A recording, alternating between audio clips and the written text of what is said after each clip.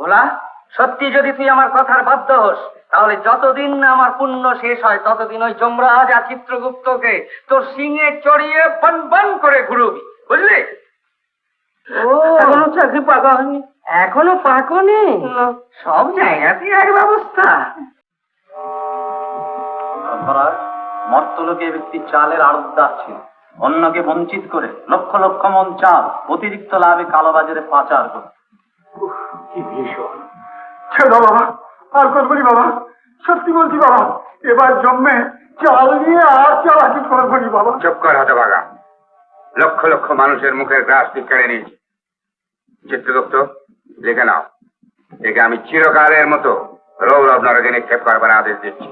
বিচিত্রগুপ্ত, প্রভুর আদেশ লিপিবদ্ধ করো। জি আজ্ঞে।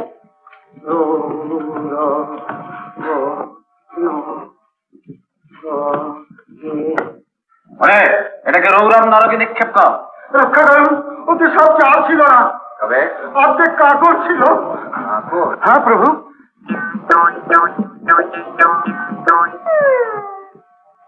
প্রভু, চালে অর্ধেক কাকর ছিল, সেই হেতু ওর শাস্তি অর্ধেক হওয়াই বাঞ্ছনীয়। তবে তাই হোক। যাও, অর্ধেক হয়ে যাও।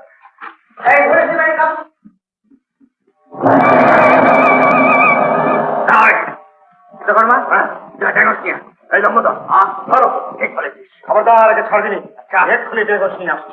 যা। ঢ্যাঁড়স কেন ভাই? আবার ভাই ভাই হচ্ছে কেন? হ্যাঁ, আনলেই বুঝতে পারবে কি হবে। এবার তো জীবন্ত মানুষ হয়ে জমালয়ে ঢুকবে, তাহলে আমাদের আর রক্ষা থাকবে। ও, ঢ্যাঁড়স দিয়ে রক্ষা করবে? হ্যাঁ, তাই করবো।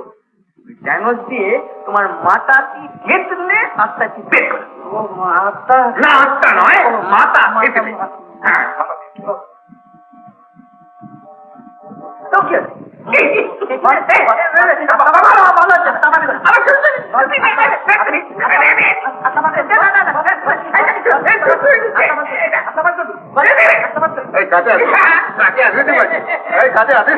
মরে যাবো, হেঁটে ফেলবো, হেঁটে ফেলবো।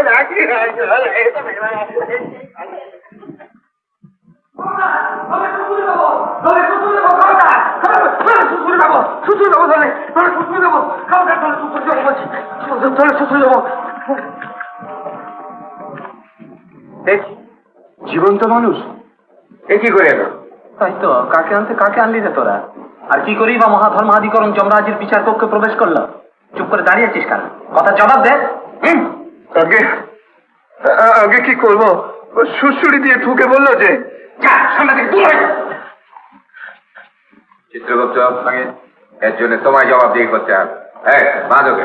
বাদ মানে? তোমার বিচার হবে। বিচার হবে? আমি তো এখনো মরিনি, মরে তো বিচার। যেই অদে যে কেউ জমলোকে আসুক না কেন, আমার কর্তব্য তার বিচার করা। তোমায় এখন কিছুদিন বন্দী থাকতে হবে, হাত খালি হয়ে তোমার বিচার হবে। বাবা বাবা, চমৎকার বিচারের পদ্ধতি তো। দোষ করুক বা নাই করুক, ঘাপ করে অ্যারেস্ট তো কর, জেলে তো পচুক, তারপর বিচারে দোষী সাব্যস্ত না হলে একটু দুঃখ প্রকাশ করে ছেড়ে দেবো। বেড়ে চালাচ্ছেন স্যার। সম্মান করে কথা বল, বিচার সব। রাত্রিকালের বুদ্ধি পুরো, তাকে তো ঝক্কির কাজ চলে। হ্যাঁ মশাই, আমার দোষটা কি? জীবন্ত মানুষের জমলোকে প্রবেশাধিকার নেই, সে অধিকার তুমি লঙ্ঘন করেছো।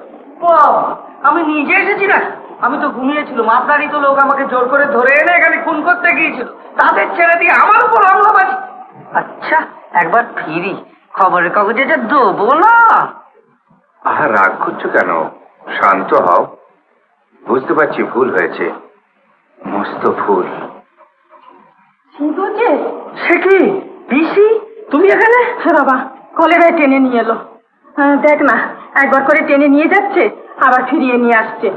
বিচার আর হয় না, প্রতিবাদ করলে ড্যাঙস পেটা করে। সে কি মশাই, আপনাদের এখানে মহিলা দুধ নেই? না না, তাই বলে একজন ভদ্র মহিলাকে পুরনো যমদূত টেনে নিয়ে আসবে? লজ্জা করে না? ও পাপী। না না বাবা, শোন, জ্যৈষ্ঠী মাসে নির্জলা একাদশীর দিনে একখানি বাতাসা দিয়ে একটু জল খাবো ভেবেছিল। শুধু ভেবেছিলে ব্যাস, তার জন্যই? ভাবনা থেকেই বাসনার উদ্রেক হয়, বাসনা থেকেই পাপে লিপ্ত হয়, সেই পাপেরই শাস্তি ভোগ করে। তা বামন পিসির মুক্তি কিসে? বুঝলে? পুণ্য পেলেই হবে তো? হ্যাঁ। বেশ, আমার পুণ্যের অর্ধেক দিয়ে দিচ্ছি, ওকে ছেড়ে দিন। চিত্রগুপ্ত, প্রভু, জাগত এই আগন্তুকের কি পুণ্য সঞ্চয় আছে? বিচিত্রগুপ্ত,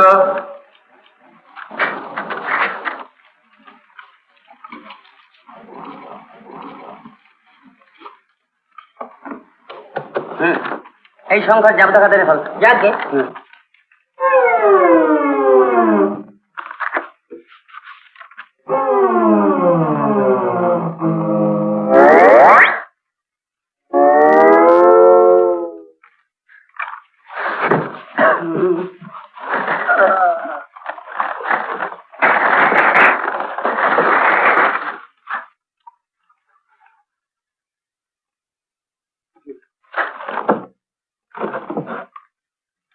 ধর্মরাজ, এই ব্যক্তি মর্তে অনেক সৎকার্য করেছে, যেমন রোগীর সেবা, শবদাহ ইত্যাদি। এই সৎকার্যের জন্য কিরূপ পুণ্যফল লাভ হবে তা ধর্মরাজের বিচার।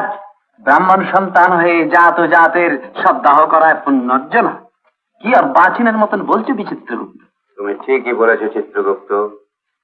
পুণ্যের পরিবর্তেও শুধু পাপই অর্জন করেছে, পুণ্য সঞ্চয় করতে পারেনি। কে পারি?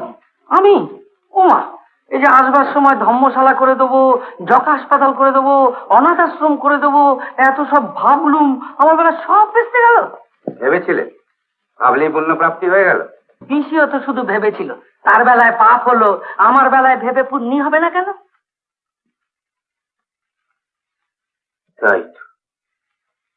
বিচার পদ্ধতির মধ্যে কোথায় যেন একটা গলদ রয়েছে। থাকবে না? সেই আদিকাল থেকে একই নিয়মে বিচার চালাচ্ছেন, যত সব পচা আইন নিয়ে গোজামিলে কাজ সারছে। একেই বলে ইয়াং ব্লাড। কিরম চটপটে দেখুন দেখি, ফট করে বার করে দিল। তবে অল্প, অতি সামান্য। ও ঠিক আছে, ভালো যা তার একটুও ভালো। কি বলেন? হ্যাঁ, কে লিখেছে? কে আবার লিখবে? আপনি তো লিখেছেন। এই তো জাবলা করে লেখা রয়েছে, ব্রাহ্মণকে গোদান। চাটা করে বেড়াচ্ছে, আর দোষ হচ্ছে ধর্মরাজে। একবার ফিরে নি, খবরের কাগজ মারফত সব যদি ফাঁস না করে দিই, তাহলে আমার নাম শান্ত হও, শান্ত হও, ক্রোধ সম্বরণ করো। আমি নিজে অনুসন্ধান করে দেখছি। বিচিত্রগুপ্ত প্রভু, দেখো তো, ও যে ষণ্ঢটি দান করেছিল তা সত্যিই দান করেছিল না দান করবো ভেবেছিল? আগে হ্যাঁ প্রভু, প্রকৃতই দান করেছিল। দান করবার 3 দিন পরে ষণ্ঢটির পঞ্চত্ব প্রাপ্তি ঘটে।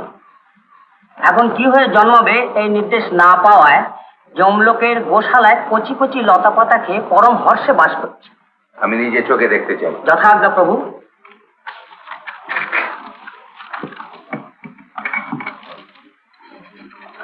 এই সংখ্যার ষণ্ঢটি আনো। তুমি কিচ্ছু ভেবো না পিসি, ষাঁড় এলেই তুমি ছাড়ান পাবে। আরে সার সার করছিস? কোন সার রে? আমার ভোলা, সেই যে মধু ঠাকুরকে দিয়ে এসেছিল। ও আহ, সেটা তোর সঙ্গেই মরে গেছে রে। আচ্ছা পিসি, মাধুরীকে এখানে দেখেছো? না, তবে শুনেছি এই লোকের ভোগ সেরে অন্য লোকে চলে গেছে। অন্য লোকে চলে গেছে? তাহলে তো আমাকেও এই লোক সে লোক খুঁজে দেখতে হবে।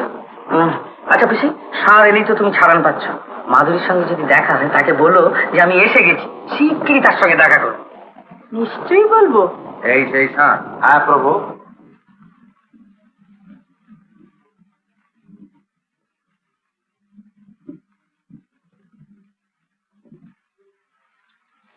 ভোলা সুন্দর চেহারা করেছিস তো, খুব খাচ্ছিস বুঝি?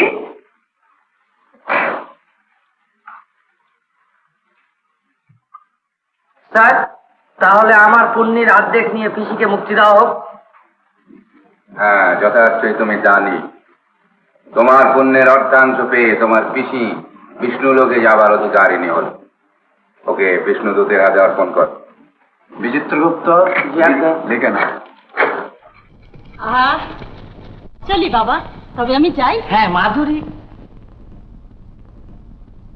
শোনো, ভ্রান্তিবশত তোমাকে এখানে আনা হলো, তোমার কৃতকর্মের ফল তোমাকে ভোগ করতেই হবে। তার মানে এই না, না মরেই ভোগ? হ্যাঁ, জীবিতই হও আর মৃতই হও, যমলোকের বিধান তোমায় মানতেই হবে।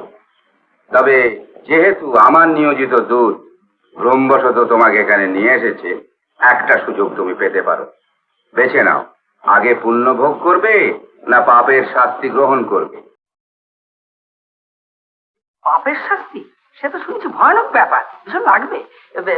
আচ্ছা মশাই, আপনাদের এখানে পুণ্যের ফলভোগটা কিরকম? এই যমলোকের যাবতীয় সুখ স্বাচ্ছন্দ্য পরম পরিতোষে উপভোগ করতে পারবে, যেখানে ইচ্ছা পরমানন্দে বিচরণ করতে পারবে। যেখানে ইচ্ছে মানে যে কোনো লোকে যেতে পারবো? না না, বিশেষ ক্ষেত্র বলে তোমার গতিবিধি এই যমলোকেই থাকবে সীমাবদ্ধ। হাহ, খুব পুণ্য দিলেন মশাই, এত কাছে এসে ভগবানকে দেখতে পাবো না? শুনেছি তো পুণ্য থাকলেই তাকে পাওয়া যায়। বিরক্ত করো না, সামান্য পুণ্য বলে তাকে পাওয়া যায় না মূর্খ। বলো, আগে পুণ্য ভোগ করবে না? না না না, পুণ্য, ওই পুণ্যই আগে ভোগ করবো। কিন্তু কথা হচ্ছে যে এত বড় জমলোকটা কি আমি পায়ে হেঁটে বেড়াবো নাকি? সে কিন্তু আমি পারবো না।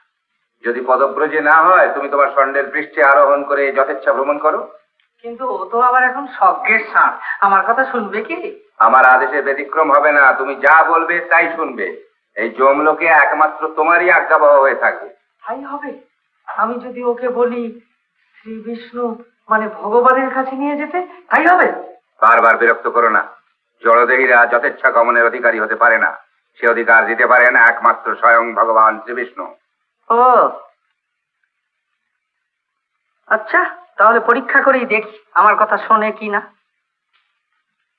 ভোলা, সত্যি যদি তুই আমার কথার বাধ্য হোস, তাহলে যতদিন না আমার পুণ্য শেষ হয় ততদিন ওই যমরাজ আর চিত্রগুপ্তকে তোর সিংহে চড়িয়ে বন বন করে ঘুরবি, বুঝলি? আচ্ছা ঠিক আছে। ওরে বাবা, মরে গেল রে, মরে গেল, মরে গেল।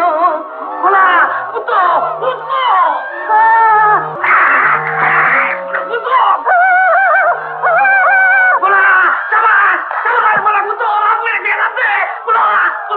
একদম জম্পুরের বাইরে দিয়ে আসবি, পাহাড়ে থাকবি, যেন ভেতরে ফিরতে না পারে। দাঁড়িয়ে দাঁড়িয়ে ধরা দিবি।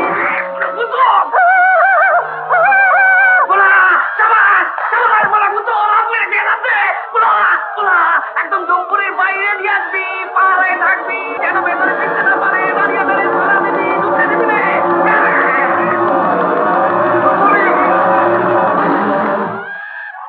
যেতে দেবে না। বিষ্ণু লোক যেন বাবার লোক, যে লোক খুশি সে লোকে যাবো, ইন্দ্রলোক যাবো, ব্রহ্মলোক যাবো, শিবলোক যাবো। সারের পিঠে চেপে বেড়াও। এখানে সারের পিঠে কেন চাপবো? যেখানে সিংহাসনে চাপবো, সিংহাসনে চাপবো। এই, কে তুমি? এদিকে এসো। আসবো, এসো, এদিকে এসো। হ্যাঁ, ওকে। কাঁদছো কেন? না না, তোমাকে গুতাবে না। তোমার নাম কি? চিত্রগুপ্ত। তোমার কোনো ভয় নেই, এখনো কাঁদছো কেন? কতদিন চাকরি করছো কেন? 2 কোটি 53 লক্ষ 20,000 6 মাস আর যে কদিন খুঁজলো। ও, এখনো চাকরি পাকা হয়নি? এখনো পাকনি? সব জায়গাতেই এক ব্যবস্থা। তোমার উপর তো ভীষণ অত্যাচার হয়েছে। এই বুড়ো বুঝি শুধু চাকরির মেয়াদ বাড়িয়ে নিচ্ছিল। অনেক দিনের স্বাদ মিটিয়ে নাও। যতদিন আমি এখানে পুণ্যি ভোগ করবো ততদিন তুমি আমার প্রধান মুন্সি। এখানকার আইন কানুন সমস্ত পাল্টে সেজে দিয়ে যাও। আপনার জয় হোক। হ্যাঁ, বসো।